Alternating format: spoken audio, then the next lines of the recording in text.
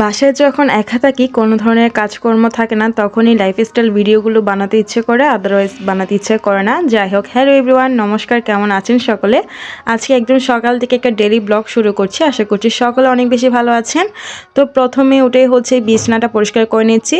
যাই হোক, আমি আরও আগে উঠেছিলাম, মেয়েকে স্কুলে দিয়ে এসে আবার একটা ঘুম দিয়েছি। ঘুম থেকে উঠে হচ্ছে এখন বিছানাটা ঝেড়ে নিচ্ছি, কারণ বিছানাটা অপরিষ্কার থাকলে দেখতেও ভালো লাগে না। এই ব্লগ ভিডিওটা হচ্ছে অনেক আগের, বলতে গেলে আজ থেকে 15-20 দিন আগের ব্লগ। ছোট ছোট ভিডিও ক্লিপসগুলো একদম গ্যালারির শেষের দিকে ছিল, যার কারণে চোখে পড়েনি। তো আজকে ঘাটতে ঘাটতে দেখলাম এই ভিডিও ক্লিপসগুলো আছে, ভাবলাম এটা দিয়ে আজকে ব্লগটা বানাই। তো বিছানাটা ঝাড়া শেষ করে হচ্ছে জানলাটা খুলে দিলাম যাতে রোদের আলো এসে পড়ে। আর এই গাছটাতে অনেকগুলো ফুল ফুটেছে, এটা হচ্ছে প্রায় 7-8টারও বেশি ফুল ফুটেছে। আর এটা হচ্ছে আমাদের পাশের ফ্ল্যাটেরই একটা ভাবির গাছ, আর পাশে হচ্ছে আমাদের গাছ। তো ওটা হচ্ছে আমি আরেকটু চা খেয়ে নিয়েছিলাম, কারণ মাথাটা অনেক বেশি ঘুরতেছে ঘুমের কারণে, কারণ রাতে দেরি হয়তো ঘুমাতে আর সকাল সকাল উঠি। তারপর আমি স্কুল থেকে এসে আরেকটু ঘুমিয়ে পড়ি, তারপরও হচ্ছে আমার ঘুমে মানে হয় না আর কি, আরও ঘুমাতে ইচ্ছে করে। তো আমি একটু নাস্তা করে নিয়েছিলাম, খিদেও পেয়েছে প্রচুর। মেয়েকে তো সকালে নাস্তা করিয়ে পাঠিয়েছিলাম, কিন্তু আমি করিনি।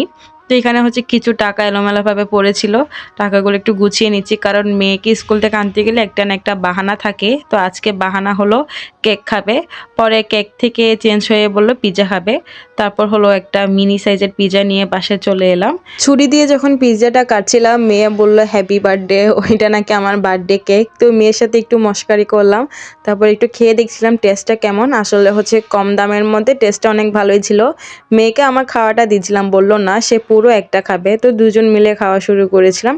তো খাওয়া দাওয়া শেষ করে এখন রান্নার কাজে চলে এলাম। তো অনেক দিন আগের যেহেতু ভিডিও ক্লিপগুলো মনেই পড়ছে না কি রান্না করেছিলাম। তো আমার সম্ভবত মনে হচ্ছে এটা শুটকির তরকারি রান্না করেছিলাম, আর হচ্ছে সেদিন বিরিয়ানি রান্না করেছিলাম, সেটা মনে আছে। তো বিরিয়ানির জন্য মাংসগুলো ভেজাতে দিয়েছি, আর এদিকে হচ্ছে বেগুন আর ইলিশ মাছ ভাজা করব। বেগুনে একটু পোকা ছিল, তাই মাঝখান দিয়ে পোকা অংশটুকু ফেলে দিয়ে বেগুনটাকে এভাবে কেটে নিয়েছি। তো এটাকে আমার অনেকক্ষণ আগে হচ্ছে মাখিয়ে রেখেছিলাম হলুদ, লবণ আর সামান্য একটু মরিচের গুঁড়া দিয়ে।